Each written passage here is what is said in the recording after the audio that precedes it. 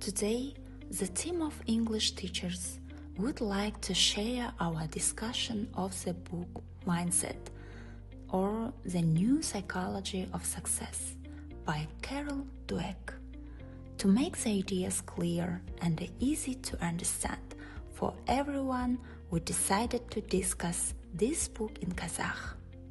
However, some teachers also read the original version in English. Біз бұл кітаптың қазақ тіліндегі нұсқасы жалпыға түсініктірек болғандықтан, соны талдауға ұйғардық. Дегенмен, кітапты түпнұсқада оқыған ұстаздарымыз да бар. This book is very important for teachers because it shows how our mindset influences learning, success, and personal growth. The main idea of the book is that there are two types of mindset, fixed mindset and growth mindset. People with a fixed mindset believe that intelligence and abilities are unchangeable. They are afraid of mistakes and the challenges. Біз номері 89 IT мектеп лицейінің ағылшын тілі пәні бірлестігінің ұстаздары оқуға құштар мектеп жобасы аясында орыс тілі және әдебиеті пәні бірлестігінен челленджді қабыл алдық. Осы жоба бойынша Carol Dweck'тің «Ойлау» атты кітабын оқып талқыладық. Carol Dweck'тің «Ойлау жүйесі» кітабында адамның табысы оның қабілетіне емес, ойлау жүйесіне байланысты екені айтылады. Автор ойлаудың екі түрін көрсетеді: тұрақты және дамушы ойлау.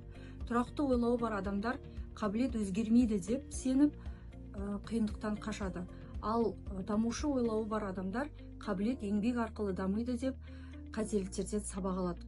Дамушы ойлау адамға білімде, жұмыста және өмірде өте үлкен жетістікке жеткізеді.